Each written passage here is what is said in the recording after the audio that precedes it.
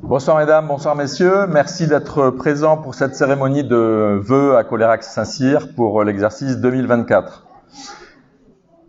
Je vais vous demander s'il vous plaît de vous lever pour respecter une minute de silence suite à la disparition de notre collègue et voisin François Delouvrier, dont la messe de Pierre Delouvrier, dont la messe de sépulture a été célébrée ce matin. Et c'était une très belle cérémonie pour celles et ceux qui étaient présents. Je vous remercie. Merci pour lui. Donc, traditionnellement, sont excusés Monsieur le Préfet, Monsieur le Président de l'agglomération, qui fêtait ses vœux de l'agglo ce soir. Pas mal donc de nos collègues maires fêtent aussi leurs vœux ce soir. Et donc sont excusés d'être absents au vœu de Cholérac. Je tiens par contre à remercier les présents, donc les représentants des maires de l'agglomération à Genèse, mon ami Jean-Marc Cos, président de TE47 et maire d'Aubiac, François Chalmel, maire honoraire bien entendu, les directrices et les enseignants des écoles de Cholérac, les présidents et les bénévoles des associations, les commerçants et les artisans. Je remercie notamment les propriétaires d'Intermarché d'être présents ce soir, tout le personnel municipal, bien entendu mes collègues et mes adjoints. Donc, nous allons démarrer par la projection du film Rétro 2023. Ce film, donc, vous allez le voir, ne présente pas beaucoup d'actions. Ce n'est pas que nous n'avons pas travaillé en 2023, nous avons beaucoup travaillé, mais nous avons travaillé sur des dossiers, donc sans qu'on puisse filmer nos actions qui pourront effectivement voir leurs résultats en 2024 et 2025, mais nous y reviendrons dans un deuxième temps. Donc je vous remercie de lancer la vidéo. Je remercie encore les associations, les enseignants, les enfants, le personnel municipal, les élus qui ont permis la production de ce film, une trentaine de minutes, qui résume l'essentiel de l'activité 2023 de notre commune.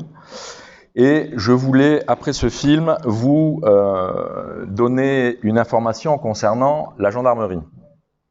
Vous savez que la commune de Cholérac-Saint-Cyr était candidate à l'implantation d'une des 200 brigades que le président Macron avait décidé d'implanter sur le territoire français. En fait, il s'est avéré que le choix s'est porté pour une brigade fixe à Pont-du-Casse et pour une brigade mobile à Foulayronnes. Le choix de Pont-du-Casse a été dicté, ce n'est que mon avis, par le fait que la proximité donc des quartiers sociaux a fait que la brigade fixe était mieux placée, enfin en tout cas c'est ce qui a été considéré par le ministère de l'Intérieur, mieux placée à Pont-du-Casse qu'à Cholérac, alors que pourtant Cholérac était situé sur non seulement sur l'axe effectivement que pratiquent les gendarmes de manière régulière sur les RD 813, mais avec le barreau de Caméla, Cholérac se trouvait bien évidemment à la confluence de l'ensemble du réseau routier. Bon bref, donc déception pour les Choléraquais. Ceci étant, la petite consolation entre guillemets, c'est que quand cette brigade fixe sera implantée à Pont-du-Casse, ce qui va prendre du temps parce que la gendarmerie a les mêmes problèmes que tous les employeurs de France aujourd'hui, c'est-à-dire trouver des salariés. Et au niveau de la gendarmerie, c'est la même chose, il y a plus de démissions que d'embauches. Donc il faut attendre qu'effectivement des gendarmes sortent de l'école de gendarmerie, d'une part, ou que des gendarmes décident de choisir une affectation qui sera celle de Pont-du-Casse. Donc ceci étant, Pont-du-Casse, ce n'est pas demain, et la brigade mobile de Foulayronnes, ce n'est pas après-demain. La maigre consolation que j'évoquais, mais c'est quand même une consolation, c'est qu'aujourd'hui, vous savez que pour déposer une plainte, il faut faire 35 km et aller jusqu'à Aiguillon, et que le jour où la brigade fixe sera implantée à Cholérac, à Pont-du-Castres, pardon, lapsus révélateur, les Coléraquaises et les Coléraquais pourront aller à Pont-du-Castres au lieu d'aller à Aiguillon, donc une économie certaine d'une vingtaine de kilomètres. Voilà, donc je voulais vous informer de cette déception parce que mes collègues, Patrick, avions beaucoup travaillé sur cette candidature. L'agglo d'Agen, d'ailleurs, nous avait choisi, après des péripéties sur lesquelles je ne reviens pas, mais nous avait choisi donc un premier choix, et en fait, c'est un choix différent qui a été fait. Voilà, dont acte. J'ai oublié de saluer la présence du commandant de la COP d'Aiguillon qui est avec nous, et je l'en remercie. J'ai oublié tout à l'heure. Je souhaitais ensuite mettre à l'honneur les féminines du coq rugby de Colérac, les cadettes, qui ont été championnes d'Aquitaine en mai dernier et qui ont remporté le bouclier du terrain. Alors actuellement, elles s'entraînent et puis après elles vont se doucher et elles nous rejoindront tout à l'heure donc pendant la cérémonie de vœux et donc on pourra les féliciter à ce moment-là.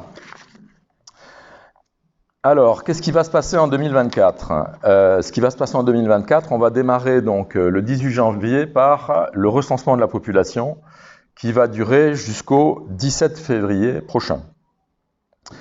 Donc, je vous remercie de réserver le meilleur accueil aux agents recenseurs. Ils sont 6, ils viennent d'être recrutés et ils vont donc vous contacter pour pouvoir faire cette tâche de recensement, en sachant qu'aujourd'hui, la population de Colérac s'établit à 3186 habitants. C'est 200 habitants de plus en 10 ans. Et nous sommes 18e commune au niveau du rang départemental.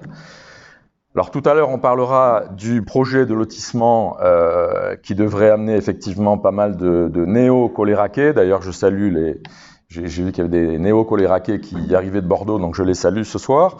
Donc la population de Colérac devrait continuer à augmenter gentiment, ce qui est une bonne nouvelle. Nous souhaitons la bienvenue traditionnellement aux 25 nouveaux bébés nés en 2023. Nous félicitons les 18 couples qui se sont mariés ou pacsés. Nous accueillons 37 nouveaux majeurs qui recevront bientôt leur carte d'électeur. Et nous avons recensé 49 jeunes, et c'est important dans la mesure où il n'était que 16 auparavant. Donc une augmentation des jeunes à Colérac, ce qui est une bonne nouvelle. Nous félicitons aussi nos 2 centenaires. Paul Neuville, qui va sur ses 105 ans. Elle est née en 1919. Et la maman de Pierre de Louvrier, donc Adrienne de Louvrier, qui est née en 1920 et donc qui a 103 ans et qui va sur ses 104 ans. Nous félicitons aussi Aline Delmas et Zaya Hachbi, qui ont reçu la médaille d'honneur régionale, départementale et communale en 2023, médaille d'argent. Donc nous les félicitons aussi. Je vais maintenant passer à la synthèse du programme d'investissement et je vais demander à mes collègues, à mes adjoints de me rejoindre, parce que le maire n'est pas tout seul dans la commune, il est très bien soutenu par ses adjoints et je leur demande de venir avec moi pour présenter la synthèse du programme d'investissement. Merci de me rejoindre.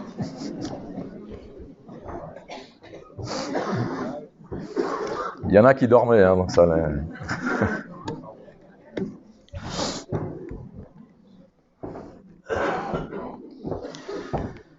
Donc en 2023, ont été réalisées la défense incendie de la Côte de l'Amour et de la route de Labarthe, la réhabilitation du logement de la Poste, qui est un T5 et qui va être mis en location. Il a été rénové à neuf par les équipes municipales et je les en remercie.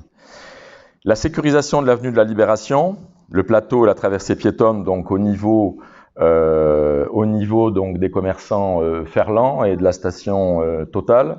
Donc c'est limité à 30 et vous avez effectivement un dodan.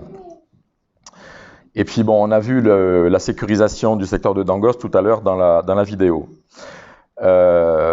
Nous avons démarré l'extension du cimetière de Colérac. Donc vous allez voir quelques images.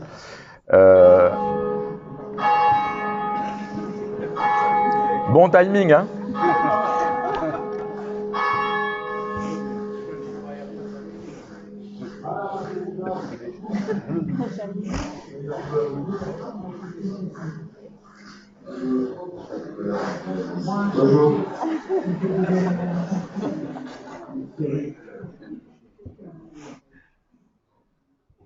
Donc, extension du cimetière.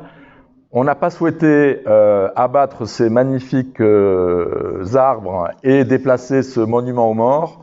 Donc, nous avons préféré garder effectivement le mur et passer au-delà du mur, on verra tout à l'heure. Et donc, l'entrée de cette extension se fera soit par le cimetière, en suivant ce que nous avons fait tout à l'heure avec Claude Dulin, soit en arrivant devant la mairie, ce qui permettra donc aux véhicules d'arriver facilement sur cette extension. Là, les travaux donc ont démarré, ont bien avancé. La végétation sera plantée fin janvier, début février.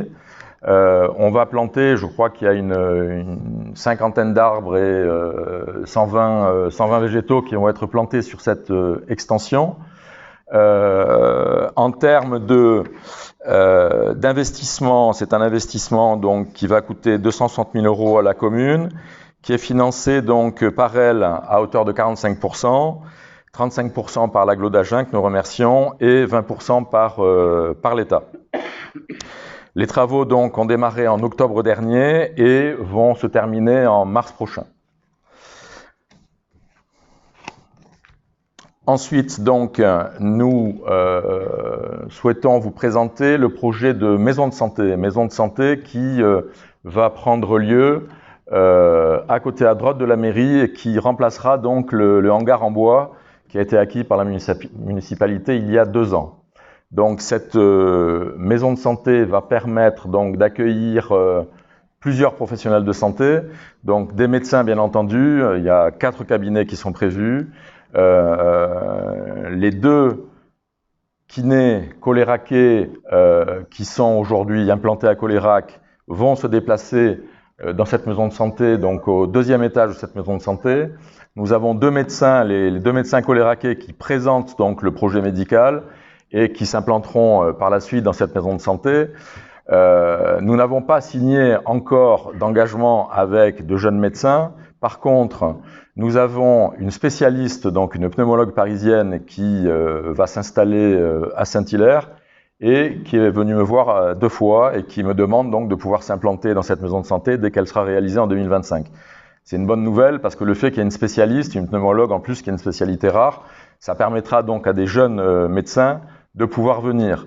Et nous avons aujourd'hui 2 candidatures, c'est pas officiel, rien n'est signé, mais le fils du pharmacien Gérard Deguin et un de ses amis, qui sont donc aujourd'hui diplômés, souhaitent s'implanter dans cette maison de santé en 2025 après avoir fait leurs armes comme d'habitude dans les îles Tahiti, Guadeloupe, Martinique ou autres. Voilà, donc nous travaillons sur ce projet avec le cabinet d'architecte François de la Serre. Et nous avons été aidés dans notre projet par Patrice Gauville de la SEM 47 que donc nous remercions. Si on peut voir en détail, bon là vous avez une vue globale qui est intéressante, si on peut y revenir ou de façon... Non, on le verra après, pardon. Donc ce qui est intéressant, c'est que la maison de santé, si on peut montrer l'image qui suit... avec l'itinéraire vert là, derrière. Bon, on le voit pas bien. Bon, donc vous allez faire travailler à votre imagination. Nous avons acheté, si vous voulez, une bande verte qui part de la mairie, derrière la future maison de santé, et qui va jusqu'à la RD 813. Merci Patrick. Et donc nous allons y aménager un jardin public et une voie douce, piétonne et cyclable. Et vous savez que de l'autre côté de la rue, donc il y a un affreux mur que nous rêvons de démolir, qui faisait partie du bar de l'avenue. Donc le bar de l'avenue a été acquis par la municipalité il y a 2 ans. Nous devons démolir donc une partie de ce mur, garder juste le bar de l'avenue et créer une ouverture, si vous voulez, une percée vers Garonne. Parce qu'en traversant Colérac, on n'a pas l'impression que Colérac est en bordure de Garonne. Et c'est dommage. Donc nous allons créer effectivement une ouverture et une petite esplanade qui permettra de voir Garonne, qui est un très beau fleuve. Alors au niveau de la maison de santé, c'est un budget de 2 100 000 € qui est financé donc à hauteur de 44% par la commune, 27% par l'agglo d'Agen, 20% par l'État et 9,4% par la région Aquitaine. Donc vous voyez sur les projets que nous montons, qui sont des projets quand même assez ambitieux, la commune se limite à financer 44 ou 45% du projet et ces projets sont quand même bien aidés par l'État, l'agglo, la région ou le département et nous l'en remercions. Donc début des travaux, juillet 2024 et livraison donc en septembre 2025. Donc dans 1 an et demi, cette maison de santé sera opérationnelle. Bon, bien évidemment, quel est l'avantage de faire une maison de santé à Colérac? L'avantage pour les coléracaises et les coléraquais, je n'ai pas besoin de vous le décrire.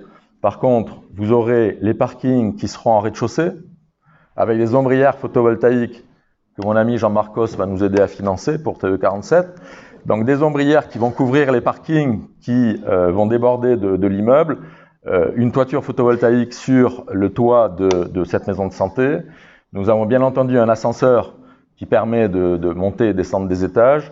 On aura une salle d'urgence au rez-de-chaussée qui permet d'accueillir des VSL, des véhicules, des ambulances, donc pour des premiers soins d'urgence. Les cabinets médicaux seront au premier étage avec un cabinet donc d'infirmiers, ce sont les infirmiers de Colérac qui déménagent. Au deuxième étage, donc 2 kinés, les coléraquais donc viendront y aménager aussi. Et on a prévu d'avoir 2 ou 3 locaux vides qui permettront d'accueillir des spécialistes ou d'autres professionnels de santé dans les années qui viennent. Voilà, c'est le projet du mandat. C'est le gros projet du mandat. On y a beaucoup travaillé avec la CM47, avec mes collègues, avec Patrick, avec les services. Et il nous tarde de voir les travaux effectivement démarrer. C'est prévu aussi donc en 2024 la réfection des façades de l'église de Colérac pour un chantier de 65 000 € qui sera financé à 50% par la commune et à 50% par l'agglo. On avait démarré, si vous voulez, on a refait la toiture de l'église, on avait fait une façade et on va compléter effectivement de façon à ce que les 4 façades de l'église soient totalement réhabilitées et là ça ce sera réalisé au 2e trimestre 2024. Alors nous souhaitions aussi faire un focus sur l'autre grand projet du mandat, qui est notre projet de lotissement, donc sur la ZAC de Caillaou, Grangéa, La Boulbène. Alors, vous avez sur la droite, donc vous avez un peu plus bas la Garonne, Intermarché, vous passez donc la voie ferrée, et vous allez arriver juste après les Banos, vous allez arriver donc sur ce projet. Merci Patrick. Donc un rond-point va être aménagé, un rond-point d'entrée. C'est un projet de 85 lots qui va permettre donc d'accueillir des néo-coléraquaises, des néo-coléraquais, ce qui est une bonne chose. Nous n'avons pas voulu prendre le risque financier de commercialisation de ces 85 lots, bien que le rond-point de Caméla nous laisse augurer de très bonnes choses. Ceci étant, nous avons confié donc la commercialisation à la CM47, ce qui signifie que la commune de Colérac-Saint-Cyr ne prend pas de risque d'achat de terrain, de viabilisation des terrains et de revente des terrains. On confie cela à la SEM, mais c'est la SEM qui en fera son affaire. Donc là aussi, c'est un projet très important, 5 400 000 €, qui seront portés, donc, je le disais, par la SEM. Restera donc à la commune quand même de réaliser un certain nombre d'aménagements routiers, parce que pour ceux qui connaissent la route d'accès, il faudra bien évidemment l'élargir, la sécuriser, travailler sur des trottoirs, travailler sur une piste cyclable. Vous voyez sur la zone, il est prévu effectivement des déplacements doux, en vélo et à pied. On a été très contraint par le risque d'inondabilité, que vous connaissez bien à Colérac. Donc la zone verte qui est en bas, c'est une zone qui doit effectivement, une zone humide et qui doit rester humide pour garder le crapaud la tête fourchue et les petits animaux qui nous embêtent parfois. On a dû faire une étude 4 saisons. Une étude 4 saisons, ça veut dire que vous démarrez le 1er mars d'une année et vous terminez fin février de l'année qui suit. Et pendant cette année, vous allez étudier l'évolution de la faune et de la flore sur l'ensemble de la zone. Et je peux vous dire qu'il y a beaucoup de faune et qu'il y a beaucoup de flore. Et que s'il s'avère qu'on a des espèces protégées en trop grand nombre, eh bien, on ne peut pas réaliser effectivement le projet. Donc l'étude 4 saisons est terminée. Au niveau donc du planning provisionnel, on va démarrer les travaux au deuxième semestre donc, de cette année pour une livraison des premiers lots au premier semestre 2025. Et on revient sur le pont et le barreau de Camella, parce que je souhaitais, l'enregistrement que vous avez vu tout à l'heure a été fait en juillet 2023, je souhaitais qu'on puisse faire des images récentes des travaux, et c'est grâce donc à notre caméraman Michel et à un de ses amis avec un drone qui ont pu réaliser ces photos. Donc vous allez voir, là c'est la réalité, hein, ce ne sont plus des images 3D, pour un barreau qui devrait être livré en mai prochain.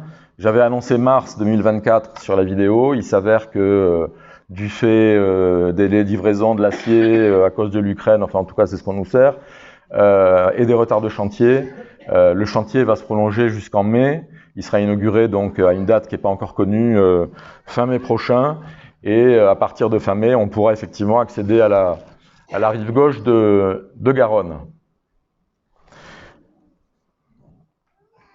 Un barreau de Camella, c'est 64 millions d'euros qui sont financés à hauteur de 56% par l'agglo d'Agen. Donc l'agglo d'Agen, c'est un peu vous et nous. Hein.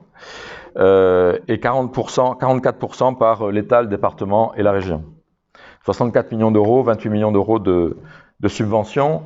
Et comme je le disais tout à l'heure dans la vidéo, on va démarrer les travaux donc d'une piste cyclable qui partira de la cale de Colérac et qui rejoindra donc le barreau de Camella, et ensuite vous aurez une piste cyclable sur le barreau de Camella, protégée de la circulation, qui vous permettra donc d'aller soit au passage par le bord du canal, soit jusqu'à Roquefort et après. Et nous avons reçu un courrier de l'agglo récent qui nous a fait très plaisir, dans la mesure où il n'était pas prévu que ce rond-point de Camella soit éclairé.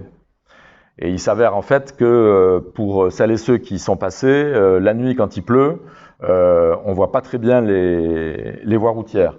Donc on s'est battu auprès de notre président de l'agglo. On a été aidé par la gendarmerie qui souhaitait que ce rond-point soit éclairé pour pouvoir effectivement faire des contrôles sur ce rond-point. Et donc on a eu la confirmation que le rond-point serait éclairé aux frais de l'agglo par des panneaux photovoltaïques parce qu'il y a plus de réseau électrique dessous. Voilà, donc ça c'est une bonne nouvelle.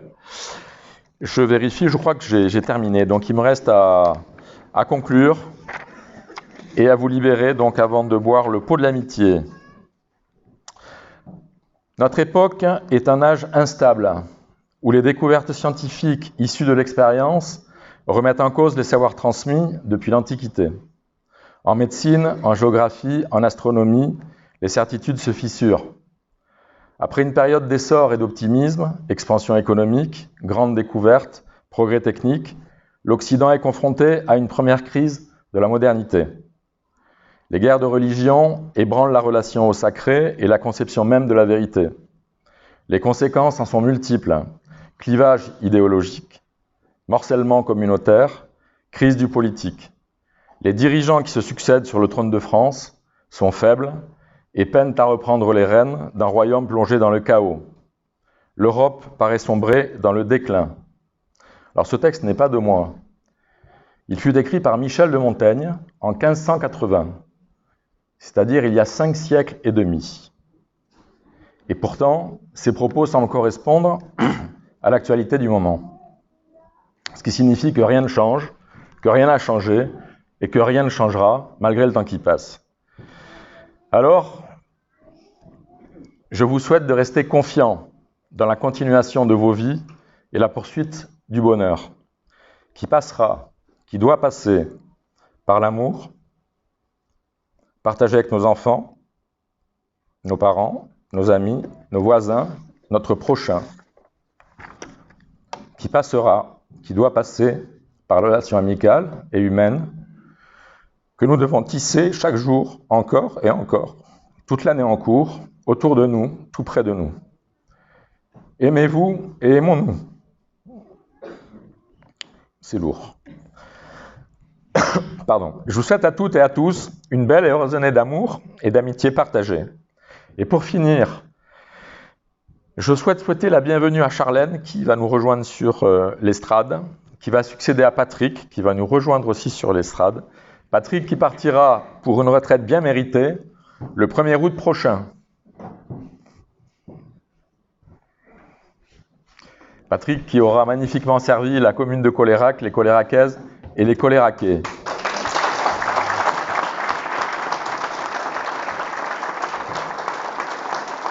Où est Charlène? Ah, elle est dehors. Là, voilà.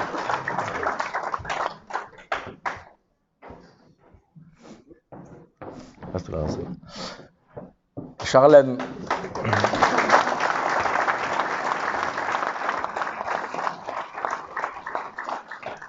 Donc Charlène Cazot, qui était mon adjointe à l'urbanisme et qui va succéder effectivement à Patrick Lamarque. Donc nous sommes très heureux que Patrick et elle puissent travailler en tuilage jusqu'à fin mars. Fin mars, Patrick prendra ses congés et il nous quittera, hélas, le 1er août prochain. Et je souhaitais que nous puissions lui souhaiter un bon anniversaire parce qu'il a 62 ans aujourd'hui.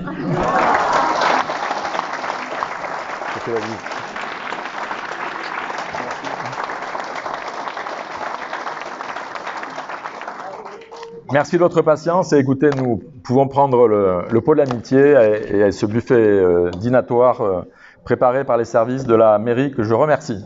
Bonne soirée.